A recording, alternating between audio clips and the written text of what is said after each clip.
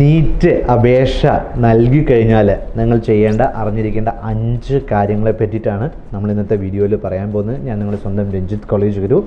NEET 2024 വളരെ കൃത്യമായിട്ടുള്ളൊരു software ഉപയോഗിച്ചാണ് application തയ്യാറാക്കിയിരിക്കുന്നത് അല്ലേ. അതുകൊണ്ട് കൃത്യമായിട്ടുള്ള ഇൻഫർമേഷനാണ് അതിനകത്ത് വന്നിട്ടുണ്ടാവുക.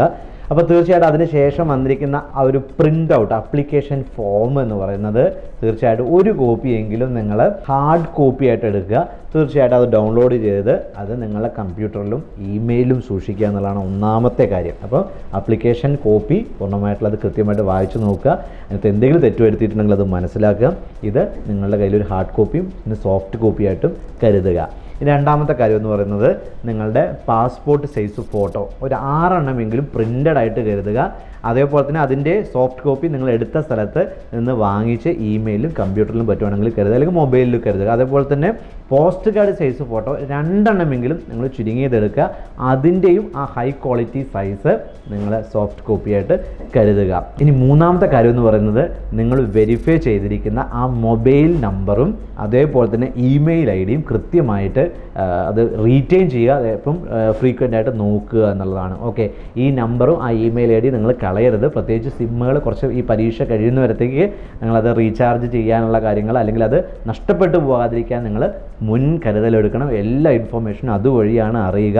ഓക്കെ, അതുകൊണ്ട് തീർച്ചയായിട്ടും അത് റീറ്റെയിൻ ചെയ്യണം. ഇനി നാലാമത്തെ കാര്യം എന്ന് പറയുന്നത് ഇതുമായി ബന്ധപ്പെട്ട അപ്ഡേറ്റ്സുകൾ എല്ലാം തന്നെ നമ്മുടെ യൂട്യൂബ് ചാനലിലും അതേപോലെ തന്നെ നമ്മൾ ഡെഡിക്കേറ്റഡ് ആയിട്ടുള്ള ഒരു യൂട്യൂബ് ചാനൽ കോളേജ് ഗുരു നീറ്റിന് വേണ്ടി തയ്യാറാക്കുന്നുണ്ട്. അതുപോലെ വാട്സപ്പിൽ നമ്മുടെ ചാനലുണ്ട്. അപ്പോൾ ഇത് തീർച്ചയായിട്ടും സബ്സ്ക്രൈബ് ചെയ്ത് വയ്ക്കുക. ഇതുമായി ബന്ധപ്പെട്ട എല്ലാ അപ്ഡേറ്റ്സും നിങ്ങൾക്ക് കൃത്യമായിട്ട് അതുവഴി ലഭിക്കും.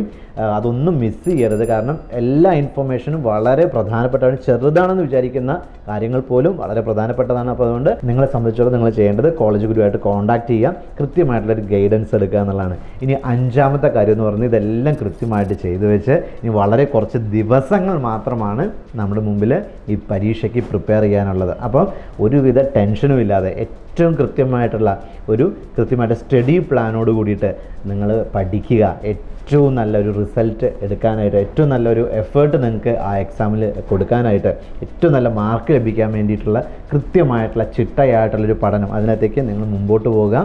എല്ലാവിധ സപ്പോർട്ടുകളും ഇൻഫർമേഷൻസും കോളേജ് ഗുരു അതേപോലെ ടീമും നിങ്ങൾക്ക് നൽകുന്നതായിരിക്കും. അതേപോലെ ചാനൽ സബ്സ്ക്രൈബ് ചെയ്യാനും ബെൽ ഐക്കൺ അമർത്താനും മറക്കരുത്. അപ്പോൾ ഈ 5 കാര്യങ്ങൾ പ്രത്യേകം ഓർമ്മിക്കുക. നിങ്ങളുടെ മറ്റ് ഫ്രണ്ട്സിലേക്കും കൂടെ ഒന്ന് ഷെയർ ചെയ്ത് കൊടുക്കുക. Wish you all the best.